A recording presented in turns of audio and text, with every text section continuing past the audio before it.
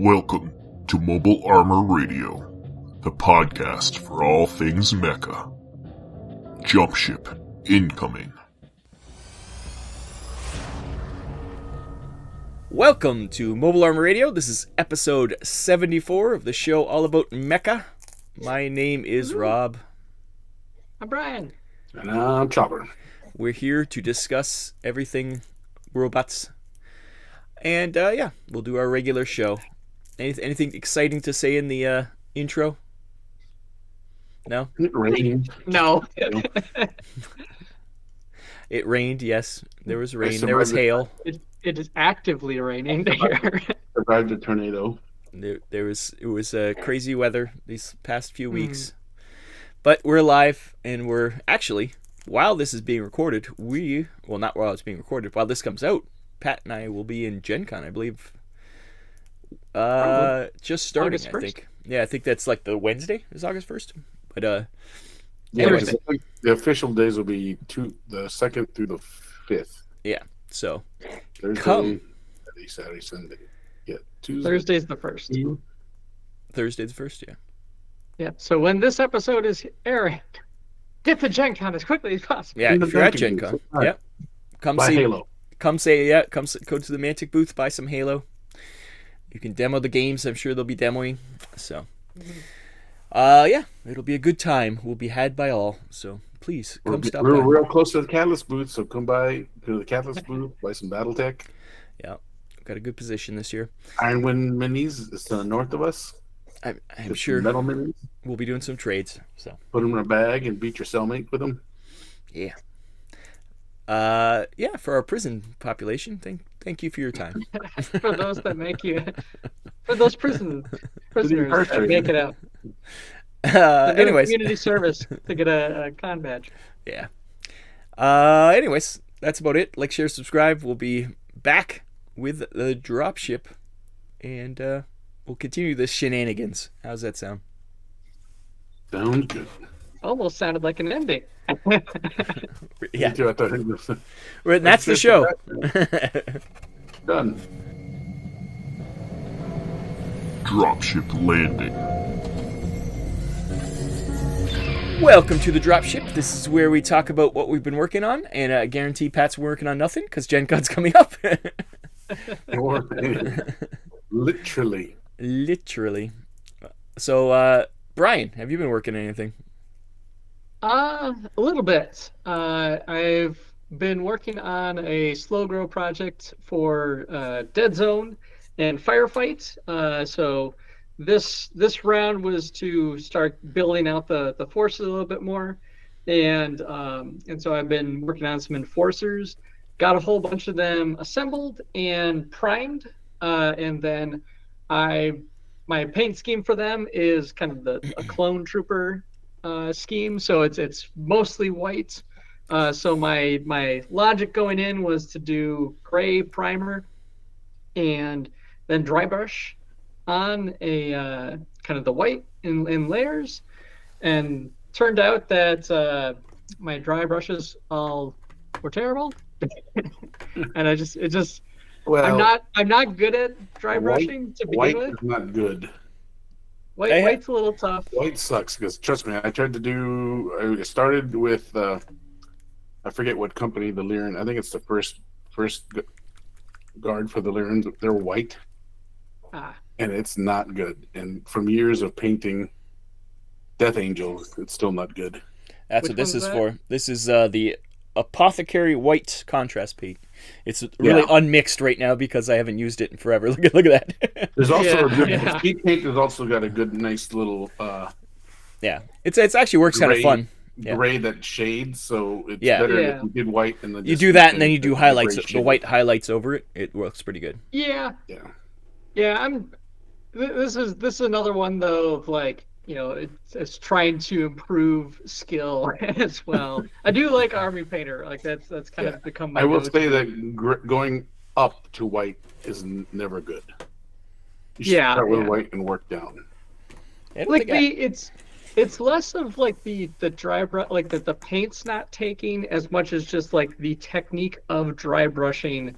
I find challenging. I just haven't gotten the groove of it. And like I was saying, I didn't have brushes that were really good at it. That said, one thing that happened is me and my family who were visiting, we decided there's one of those like Amazon surplus box stores literally across the street that we hadn't gone to in almost a is year. there really? And we decided to go there and just be like, oh, let's go find out what's there. And I happened upon this like makeup brush kit that are all perfect. Like perfect dry brushing size for like $5, I think it turned out to be. And there's like 8 or 10 brushes in it. Yeah, I definitely don't have a mirror and a light up screen. I definitely don't have a good dry brush. That's something you need. Like, I definitely don't have a good one. Yeah. This is my current one right here. The wider it is, the better you are.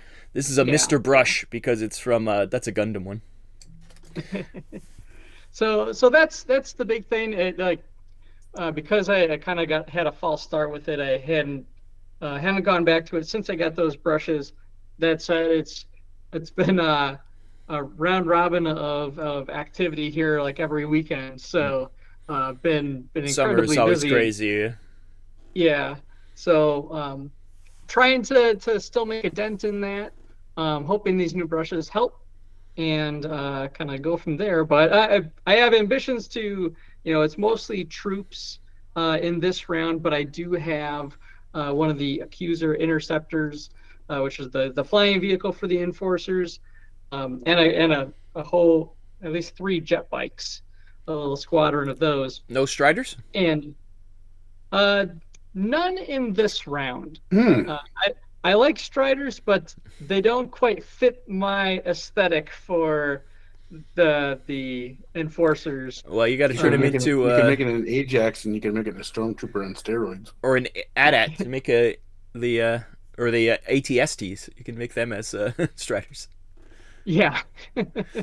So I'll still experiment though. A lot of my Striders get reserved for my more Gundam themed lists.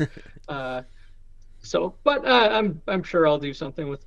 I have a whole bunch of parts, and so that's in the works right now, and so building out that list, getting things kind of ramped up for. We've got the Michigan GT coming up in a couple of months, and so kind of trying to prepare for that as well. Yeah, otherwise, I'm otherwise light on hobby things.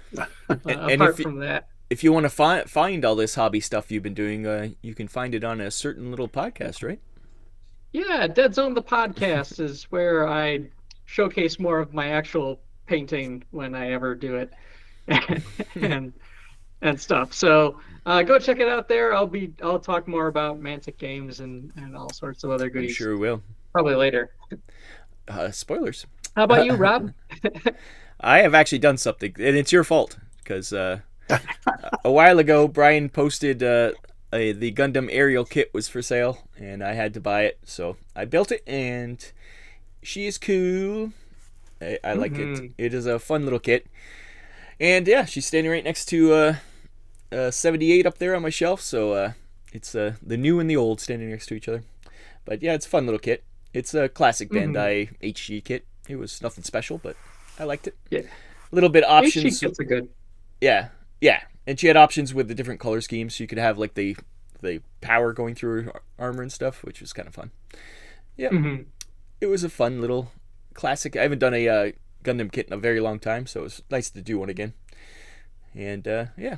I almost lost her one shin pad. I was like trimming it, and it was pooh! And I was like, it's gone forever. And then a couple days later, I found it. I was like, thank God. So she was almost missing one kneecap. So, but in the end, it all worked out.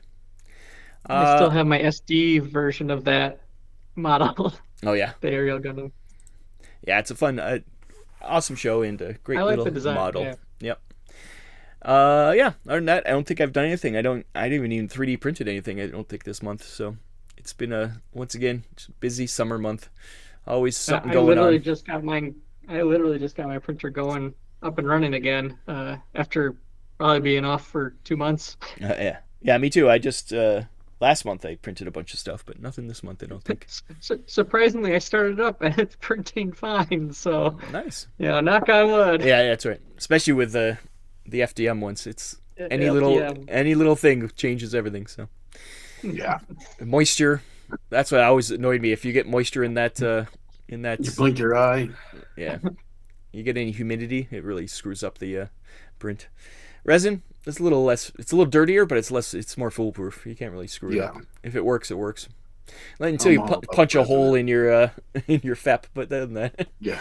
Which I've done a few times. And Pat, you really have done nothing, I assume.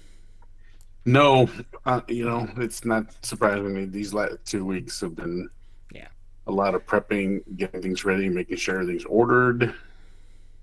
Like shrink wrap, I got that. Oh, I nice. ordered some new shrink wrap. I actually ordered ones with removable handles, so you can get real low to the pallet. Nice. Make sure stanchions were ordered, new sign. It was a lot of ordering. Yeah, because the Halo is such a big new thing that it's like a big release. So hopefully it'll show up for the con.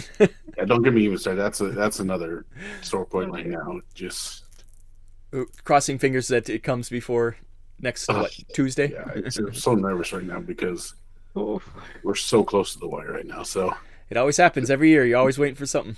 So I know. But this is the whole show. Like that's the best part. It makes me want to vomit when I think about it. Oh well, it's not your fault. Yeah. Anyways, other than that, I think that does it for the Dropship. We'll leave Pat wallowing in his fear. In my misery. And we'll go on to ComStar. How's that sound? Yeah. We have a lot to talk about in ComStar, I think. Message from ComStar. Welcome to ComStar. Brian's making weird faces. We're talking cameras. Yeah, TV, movies, books, comics, RPGs, video games. I haven't played it. Actually, I've been playing Cyberpunk. It has mechs in it, technically. Anyways, Brian, have you done anything? Or any news, anything? Well, it's funny you mentioned that. Like, I think a month or two back, I had gotten Shadowrun, the Harebrained Schemes games on my Switch. And I'm playing other games right now, but I always see them because they downloaded the next 3, and I'm just like, man, I really want to play Dragonfall again. Yeah. And I haven't played it. I think I've mentioned that story before, so I'll move on. So one thing I kind of mentioned, I actually had some family come and visit. So whenever I get together with my younger brother, we usually game and hang out. He's the guy I play Halo with a lot, and so when he came to visit, we decided to stay up late one night. We watched Godzilla -1. Nice. Which, if you're unfamiliar, it's kind of a kind of more classical Godzilla in the sense of like the original, and I think the -1 might even be just a reference to like it almost takes place before. Like it's a prequel. Yeah, it's kind of a prequel, and it was fascinating because I have not been exposed to much media that shows the reconstruction of Japan after World War II. As a historical document, I was like, oh wow, that's some crazy stuff. Yeah, really emphasize it, and really is much more character focused than monster focused than some properties are.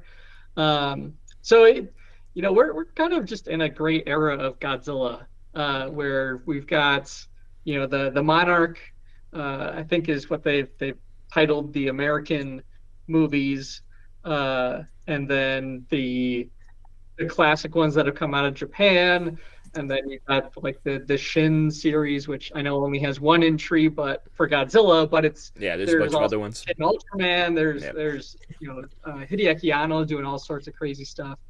So that was really fun to watch that with them. And then another thing we did is when we had we finished off playing our Betrayal Legacy game, which we've been doing for 3 years. We were looking at just another game to play, and I was just like, you know what? I do have this Redline game that I haven't played yet, and I haven't learned how to play. Let's break that out. And so we took the time, we read through the rules, and learned how to play. It took a minute to get the hang of, but once we really got in the groove of it and understood how things kind of worked out, it was a fun time. The cards were never in my favor. That happened to me every time too. I sent these guys a picture, and I think I had 8 standard resource supply things are already like stacked up, and I don't even think I had an Efreet on the field at that point. And that even grew. Like, that wasn't even the final version of it. It just so happened, like, every time he'd hit my arsenal for damage, like, there goes 2 Efreets. There goes 2 Efreets. It's like, and I'm back to resource cards. Yeah. That's funny. So it's just, shuffling new decks kind of thing. It was funny. But yeah, we really dug the game by the end. Makes me want to break out because I have the Battle of Nome set as well. So we broke out the core set, and I've got that other pair of decks. So maybe we do some of that when I get together next time. Nice solid card game. Mm-hmm. Yeah, it's a fun one. And it's not a TCG, so yeah. No one's at an advantage when you play. Nah, it's there's getting enough stuff out now that you can mix and match, make your own decks, which is kind of fun. Yeah, but that's no one's not gonna not have access to. Well, yeah, cards. there's no Black Lotus that'll ruin the game for anybody. There's no Dark Saber. Right. But I think that's about the size of it for me. I'm sure there's other things that I'm forgetting about, as I always do. But I'm sure I'll just be like, oh yeah, I did that, coming up later. But how about you, Pat? Anything that you've been? Actually, I did do a couple reading. I did a reading. Back to Kickstarter. So, last year, 2 years ago, I kickstarted the Interceptor remake by FASA. And they did a campaign, and I'm finally actually getting around to reading the campaign book and the rules. And it's pretty nice, where you make your squadron, you make your pilots, and then you would play the campaign. And unfortunately, I don't have enough people in my area to do a full campaign, but the rules are pretty solid. How to make your pilots and everything for your ships are really is fairly straightforward and not super complicated, so it's really easy to get a campaign going. So I'm in the midst of reading that. I've just finished reading how to form your squadron using the points and all the different things you can add to it. I think the next thing I'm now is working on the different campaign rules and stuff like that. So I've been reading that slowly. Been reading a chapter before I go to bed. And that goes right into a certain Kickstarter too, right? Yeah, and I just did that. Was that today or yesterday? Yeah, I think it was a couple days ago at the recording of this. Yeah, I think it was yesterday. I kickstarted the Leviathan version. The next step of, I guess, if you're an old FASA person, Interceptor were ships. Leviathan becomes capital ships. Yeah, it's like the bigger ships, So, different scale. Gotcha.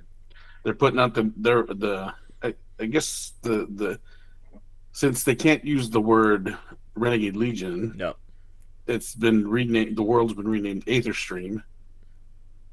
So in Aetherstream, it's the different worlds' capital ships. So I'm looking forward to that because I did enjoy Leviathan back in the day, and as well as the Interceptor. So I'm looking forward. And the new version of Interceptor is good. So I'm hoping. Yeah. I expect the Leviathan version to be good too. And these ships I'm just showing them now. There's some awesome designs for some of these ships. Yeah, they're nice looking ships. They're solid colors. Two different. I think it's two different right now. It's only 2 factions. Yeah, it's the Calistonian Empire and what's the other one? Oh God, I can't The Terran Commonwealth. So yeah, it's the TC and the TCE. yeah, but it's right now it's at let's see. Well, it's Canadian. Let's see with American. It's 41,000, almost 42,000 American, and 160 backers. 30 days to go, so lots of time to back it. So, yeah, good stuff from FASA, the new FASA. So, there is some. Somebody asked if there's anybody from the old FASA and the new FASA, and there's a few guys. So that's kind of cool. Yeah. Oh, nice. Yep. So if you're into it, there's a bunch of tiers here. But yeah, it's I don't know. I'm sure Pat'll. You backed it, you said? I did. And I'm sure we'll see it at Gen Con. Yeah, at least some. We'll talk about it yeah. on the next episode when we do probably a Gen Con recap. Yeah. So we'll definitely, if they have any samples there, we'll get some shots of it. So that'd be cool. Is it my turn next? Your turn what?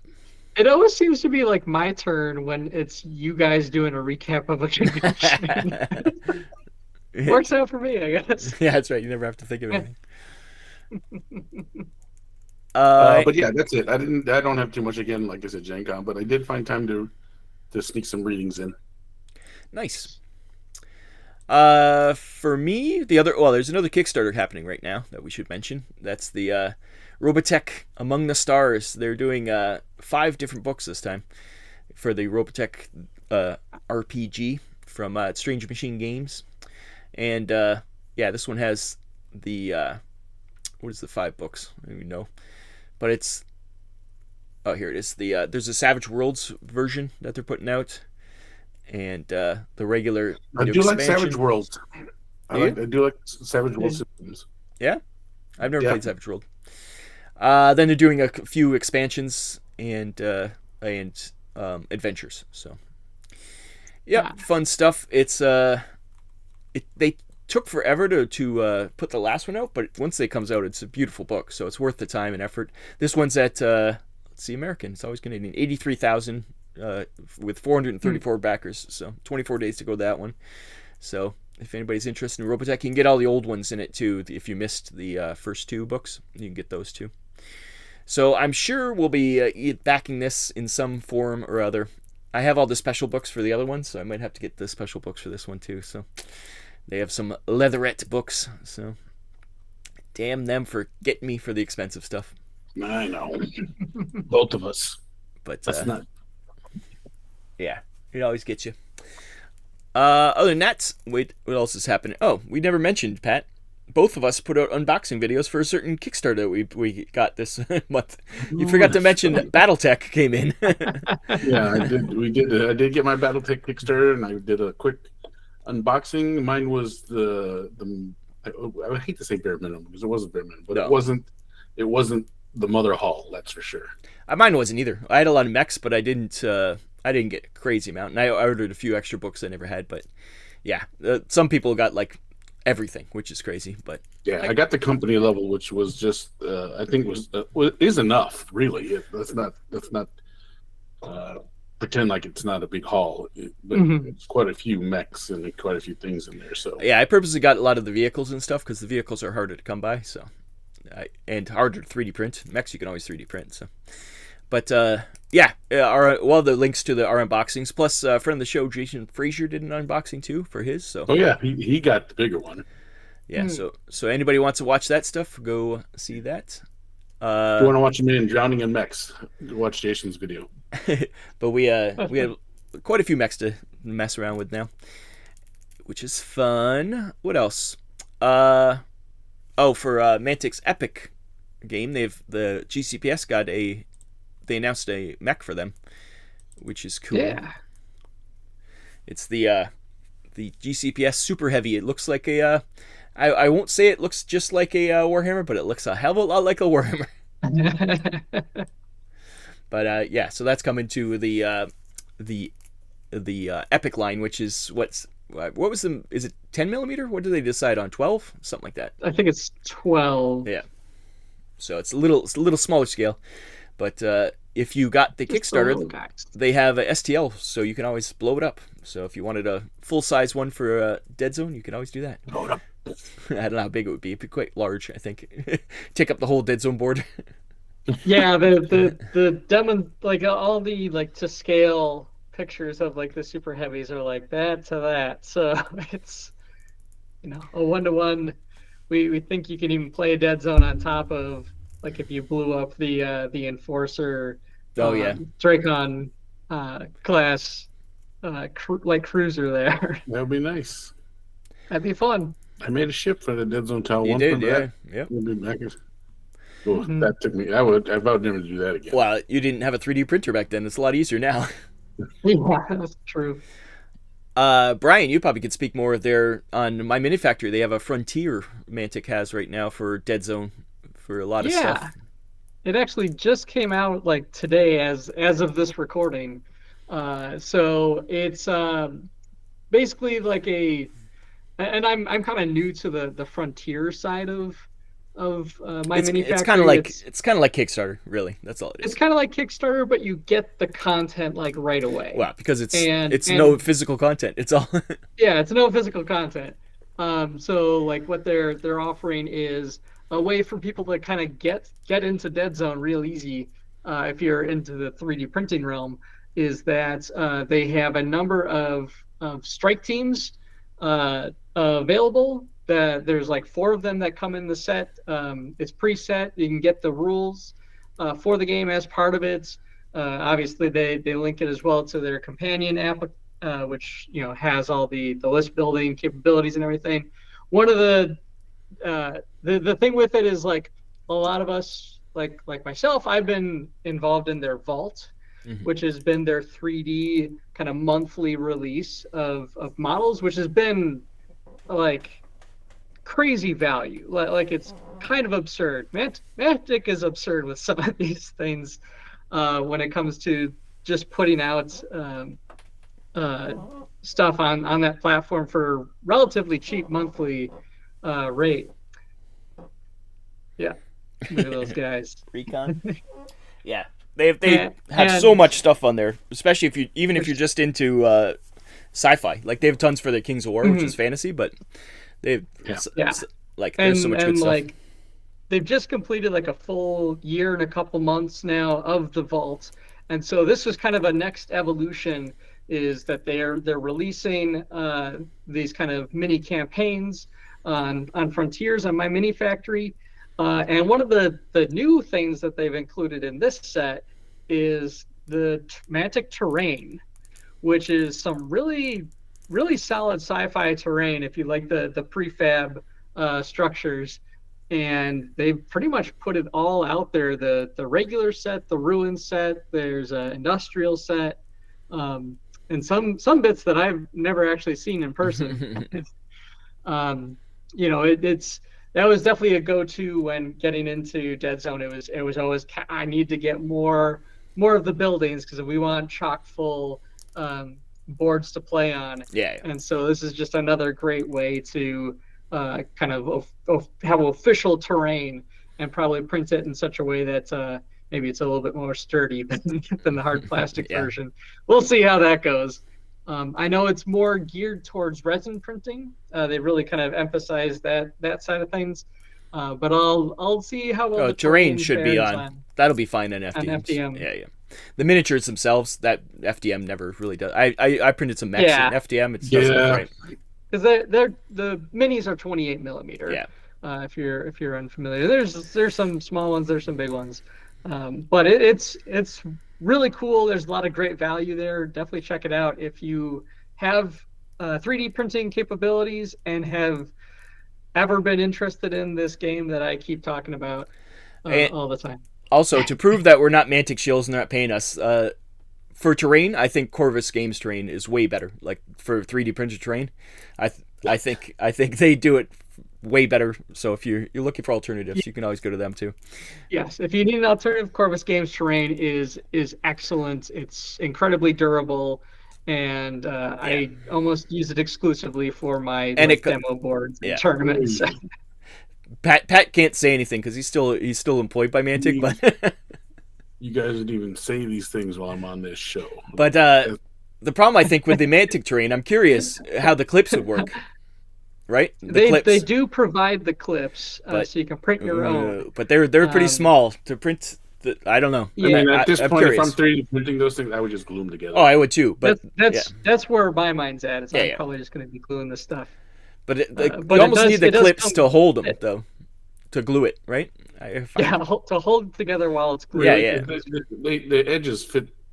They are angled. They can just beat a line of glue down the side, and because at this point, then if you're printing your own tiles, then you can just glue them. You don't need to take them apart. The beauty of the 3D printing, though, is you could just print if you need. Like the problem with buying a set is you're like, oh, I wish I had 4 more of this one and not so many of this one. 3D printing, you can print whatever you want. That's the beauty of that. Like that would be the incentive for me to do it if I cared. I have so much already dead zone terrain. I do not need any more terrain. Like there's so much, but if I was inclined to do more, I would buy it that way. 3D print it. Mm-hmm. Yeah, definitely check it out. Yeah. So and the cool thing is you can also rescale it if you wanted to build for Epic. You can do teeny little buildings. I also would assemble it.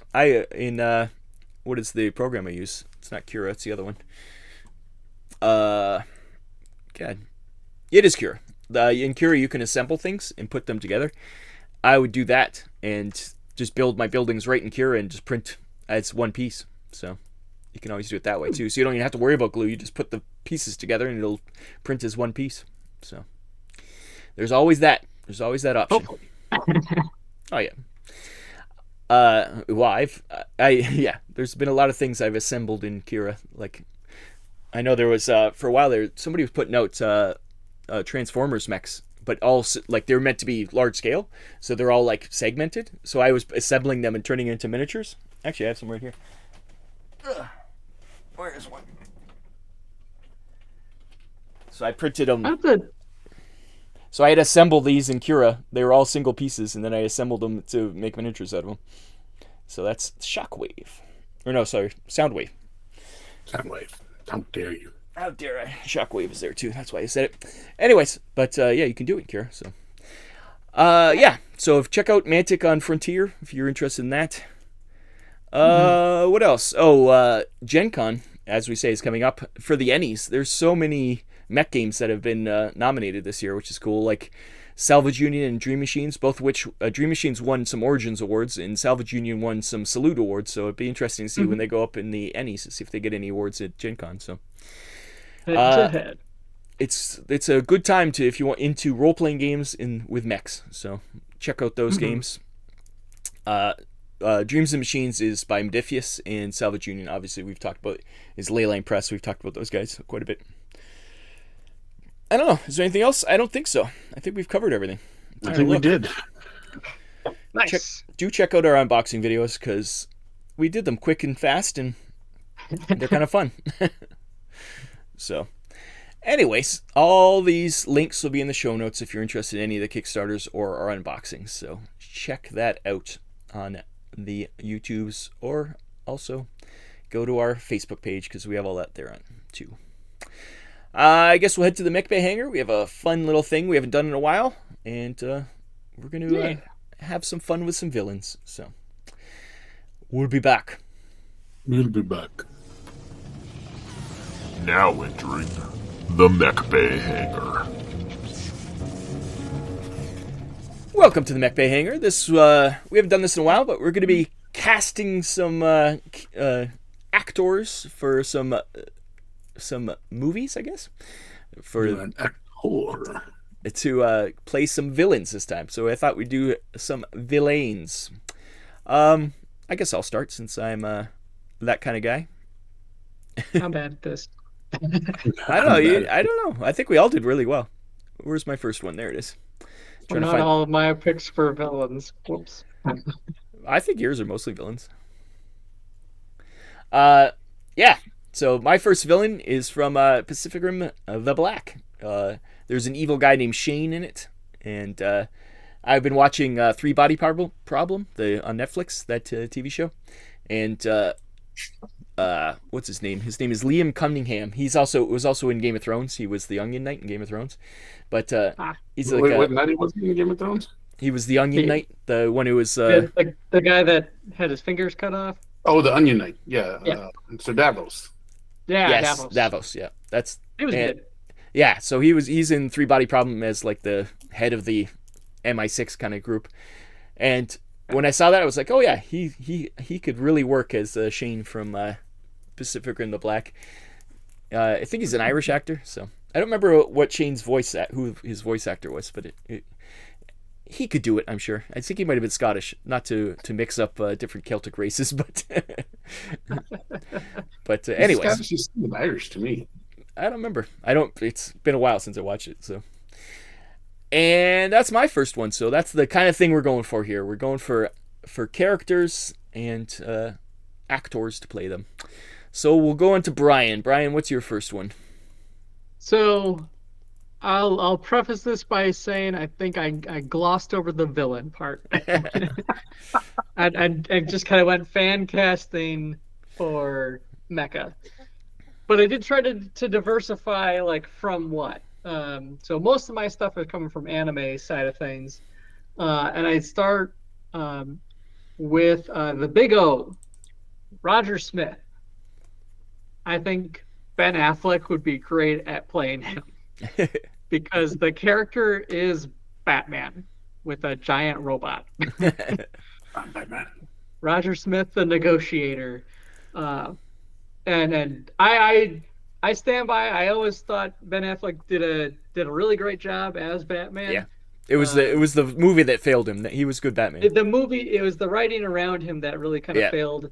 But he definitely put his heart and soul into that that role there, and so I think he'd be spot on then to play Roger Smith, who voiced by Steve Bloom in the English dub. One of those classic characters. From that heyday of awesome anime. So Roger Smith, maybe he's a villain to some. That's right. For some, every hero is a villain to someone. the police definitely don't appreciate how much he wrecks the city. He's a vigilante. So he's a menace, much like Spider-Man. That's right. It works. Okay, Pat, what's your first one? No particular order on my list. I just I'm gonna read it straight down the way I typed it. That's good because that would really confuse me otherwise. So my first villain that I chose was a Maximilian Liao. This one, I think it's an obvious one because I'm pretty sure whoever drew this picture based it on this actor. So. Yeah, I did. So when I looked at his old pictures and stuff, I was like, oh, that was 100% Kari Hiroyoku Tagawa. Yeah. And if people don't know, I think he's probably most remembered as Shang Tsung from Mortal Kombat. Yep. Your soul is mine. Yep. Classic. Or he was he in Big Trouble in Little China? No. He wasn't in Big Trouble in Little China. No, he was not. He's been in a lot of things, though. He's a great character actor. Been in a lot of things. But like Rob said, if you look at any of the pictures of Maximilian Liao from any of the Battletech pics or books, it is 100% Kari Tagawa. Yeah, they definitely based it on him. Like it's such a clear. He was in Big Trouble in Little China. He was uncredited, but he was in it. I'm amazed. Okay. I think I saw his face. It was his very first movie. He was one of the yellow guys. What were those guys called? Pat's Asian, so he's allowed to say that.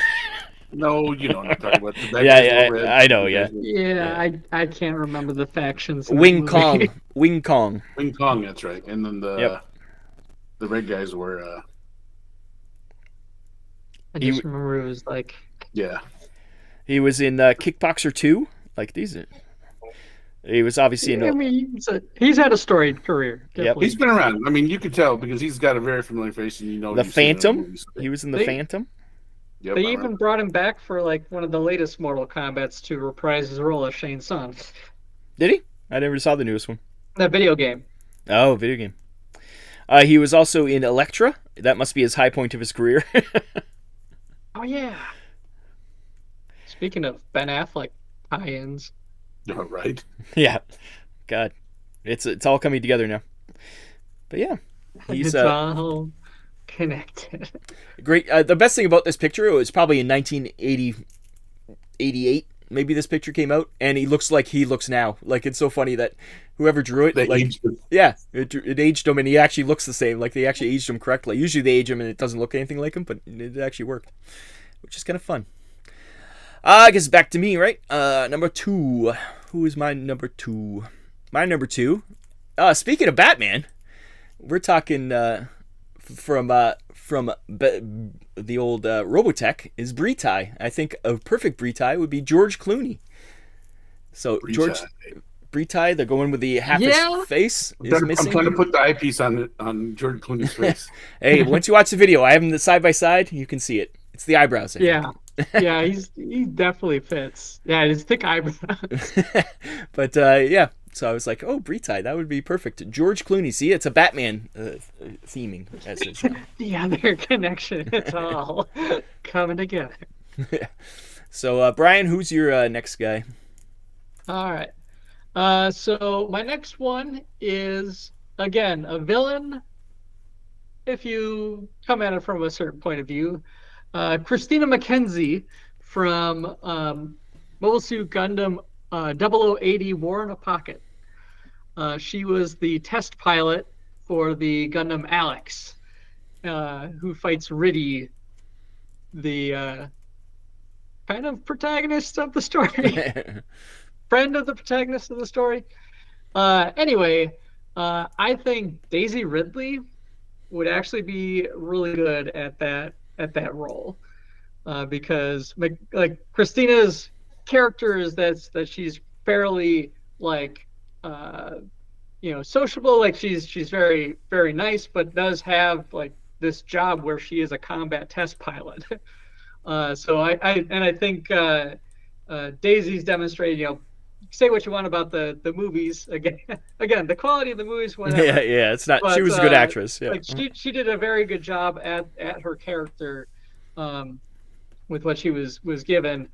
So there's a lot of dimension, and I think she'd be a really fun role in that character. I think the tricky part would be I don't know if I've ever seen her with like red hair. Like Christina she's usually got red hair. Yeah, she's usually got kind of brown hair. So yeah. Yeah, brown or dark. So, but I think she would be really good, and a movie like that kind of feels like one that she would excel at if it was made live action. Cool. And then you have one of the kids from Stranger Things as running around. Yeah, they're not kids anymore though. That's a problem. Pat, what's your number 4? Are we at? All right, so I'm picking this one when she was a villain, before she became a good guy. Yes. And that was Miria Parina. I'm not even going to add her last name. I didn't know she had a last name. It's Marina Parina Sterling. Oh, obviously. That's later, yeah. Yeah. So right now we're just Miria Parina, and from Robotech. And I chose Sydney Sweeney. It took me a while to figure out who, because I'm looking at the old Robotech pictures, and it's just shape of head, eyes, and nose. Yeah, definitely her eyes, I think.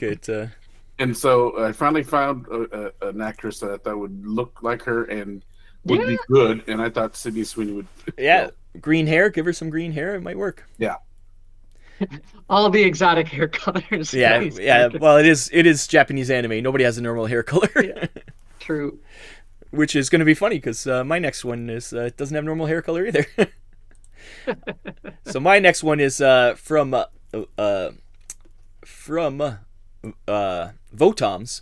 It's Ypsilon from Votoms, enemy to the main character. He's pretty much to others. He's got like a greenish color hair, but I chose Will Poulter from he's in Guardians of the Galaxy most recently. He was was he in Guardians of the Galaxy? Was that where he's in? Yes, he was Captain Marvel, right? I can't remember anymore. All these movies blend together, but he was wasn't he Adam? Oh, that's who he was. He was Warlock. That's Adam Warlock. That's who he was. Adam Warlock. Yeah. So. Oh yeah, that guy. Yep. I was trying to picture who you were talking about. Yeah, I couldn't remember who he played. He's also in The Bear, isn't he? Oh, I don't know. I never watched that show. I don't know. But I think he would play a good sort of villain, sort of just sad sack, and yeah, could be obsessed with his sister. Was it? You might know him from the meme from is it We're the Millers, where it's you got paid this, you got paid that. He's like, you guys got paid. Yeah, that was when he was really young. I forgot he was in the Millers when he was really young. Yeah, everybody was like, he's gonna play Adam Warlock, and it's like, well, no, he's actually grown up and he actually is pretty buff now. Who are we on to? We're on to back to Brian. Are we? Who are we? What are we? Yeah, number 3. Yes. So, enemy to other bands and the sanctity of the battlefield, Neki Basara from Macross 7, and who is best described as Space John Lennon, flying around with his Guitar Hero controlled mech, playing his guitar and stopping people from fighting with rock music. And I kind of went back and forth because he is literally the singing voice for him is literally Japan's version of Bon Jovi. Oh yeah. But I thought as far as acting goes, Zac Efron, because Zac Efron can sing and dance, and this would definitely be a musical. And he's got a lot of charisma. He's got a lot of charisma. You could definitely see him doing the kind of pompadour thing with his hand. His hair could definitely get big. Yep. those I could see him wearing those just round glasses that just kind of sit there, and I think he would have a blast with it, because of you see him in movies where he really gets to do his thing. You like The Greatest Showman, for example. You could tell that he really loved doing that song and dance, just like for back in High School Musical. Yeah, that's it. He comes from that background for sure. Mm-hmm. So Zac Efron as Neki Basara. Patrick, where are we at? We're at number 3. Right, number 3 for me. So we are going to go back into the Battletech universe, and I'm going to pick Takashi Kurita, the man who led House Kurita in the 4th Succession War before he went crazy. And for his character, I picked Similu. Yes, from another Marvel property. Yeah. So, yeah. I mean, he works. I have a bias against House Kurita anyway, so. But he has to. He'd have to age up a bit. I think he's might be a little young. I think they can age him. You just or do him as a younger man, like when he was still under his father. You could just do the gray highlights, because if you look at Takashi's pictures, he doesn't look old in the face. He looks more old in the hair. Not until later, yeah. Later he gets pretty old, but yeah. I picked one that he's a younger man, so it would work better for the picture. Yeah. But yes, Simulu. My number, where are we at? Number 3? 3. Who are we? Where am I? Who have I? No, I'm down to number 2 because I started, didn't I? You were Rob. Yeah, Rob started, so he's at number 4. No. Well, we're going opposite. I'm at number 2 now. So my choice is from Maspida, or if you want to say Robotech, it's Sori or Sarah, mattering which show you're watching. And I chose Maisie Williams play her because Maisie Williams is alien looking, so it kind of work for someone who's a half alien. So, or what do they? I forget what they call her. She's like a human version of the I can't remember what they were called in Maspida. They had a different name than they did in Robotech. The Masters or whatever they were. Or I forget what she was. That's an Invid, was it? No, it's the other one. Yeah. It's the Invid was the. Well, I guess it was Invid technically. Yeah. It's hard to keep track. But I can't remember what her mother figure was called. Anyways, Maisie Williams is very alien looking, with very odd shaped face and odd eyes, and I think another Game of Thrones. Yeah, another Game of Thrones, and another girl with green hair. So we get let's see. I think we give her some green hair, and she'd be perfect. Some red contacts. Once again, this character doesn't end up being evil, but she starts off as evil, so it counts. I think her deal is that she's got such big eyes and such a very tiny nose. It's so offsetting. Well, that works for an anime character. She looks like an anime character, Maisie Williams. So, yeah. That is my number 2. So we're back down to Brian, I believe. Alrighty. So my number 2 is, I was, again, kind of mixing it up. I went with Lelouch V. Britannia, who you could definitely argue is an antagonist to many, from Code Geass. And the actor for Lelouch, this would have had to happen earlier in his career just to get him around the same age, because Lelouch is in high school at the time of events. It is age everybody up, that's all. Yeah, age everybody up. Neil Patrick Harris.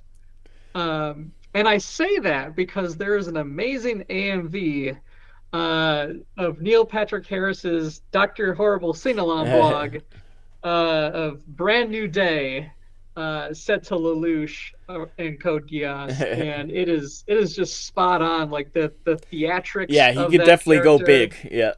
Yeah, it's true. While still kind of being just this really like string bean of a guy. Yeah. He would really excel at that role. So I think that would be a great fit there. Yes, he would definitely rise to the occasion. That's for sure. Mm-hmm.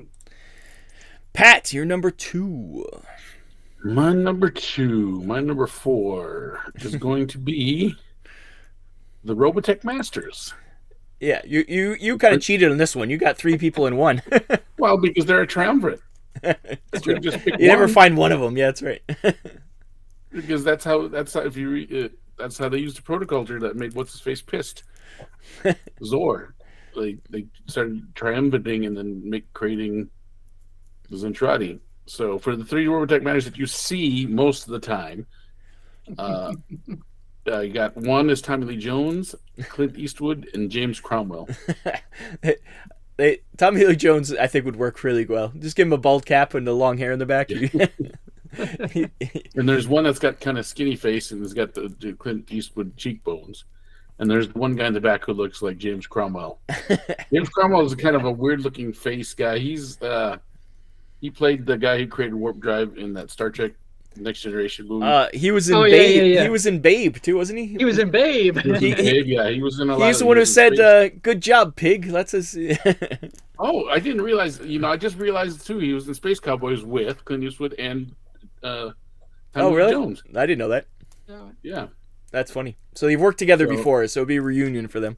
Yeah. So James Cromwell's one of those guys. He's also one of those guys that I don't know that name, but then you see his face. And you go, like, oh, it's that guy. Yeah, for sure. Yeah. He is that guy, for sure. Yeah, he played the antagonist in Space Cowboys. I don't know if I've ever seen Space Cowboys, so... I thought the antagonist in Space Cowboys was a satellite. No, put up by James Cromwell's character. That bastard. My number 1, we're wrapping it up here. This is my favorite, and I want to see this. And when they do a Battletech TV show on HBO... This is the number 1 character I want to play for, it's going to be Catherine Steiner Davian, because obviously you're going to do the Civil War. And the person I'm going to play for her is Natalie Dormer from, once again, Game of Thrones. I have a lot of Game of Thrones people, actually. I do love me some Natalie Dormer, though. And Catherine Steiner Davian was super hot in Evil and crazy. And I think she's perfect. Like, Natalie Dormer would be perfect for this character. Oh, she was so conniving in Game of Thrones. I think she would work well as a... And she can play smarmy. She can fit the character, I think. And yes, I think this is I'm very proud of this casting. That was why it was number 1 for me, because I want to see this now. We got to think who's really short who can play her brother. That's the question. Danny DeVito. Danny DeVito as Victor Davian. That makes sense. Brian, you're number 1. All right. So as I was thinking about the villain thing and scrambling to think if I needed to change an answer, I came up with an honorable mention because it was originally on my list, but then I couldn't think of somebody and replaced him. Norris Picard from Mobile Suit Gundam 08th MS Team. The ace pilot of the Goof Custom. Really awesome character. Mads Mikkelsen. He's a good, once again, such a good actor. Like visually fits. Yeah. I think he has. He's that fascinating character where we've seen him so many times as a villain, but like the times you get to see him as a hero, like as more complex of a character, like he's really, really good, and that is what embodies Norris Picard. But that's not my final pick. I just like that one came up, and I'm like, that's why you never saw a picture of it, because I was not prepared for that. that one wasn't prepared. The one I had for number one though was one of the first ones I came up with. Gendo Ikari from Neon Genesis Evangelion. Bryan Cranston. Yes, that's a good one. Especially after Breaking Bad. Oh yeah. You can show it. Yeah. What is happening? Rob is getting called in to a meeting. Jeez, yes. Somebody tried to call me. What are you doing? But like Bryan Cranston, I feel like could do those particular scenes where there is like emotion that kind of seeps through the character. You could kind of see why people might have been drawn to him initially, but he can also just be that very like stoic and kind of angry brooding brooding antagonist of children.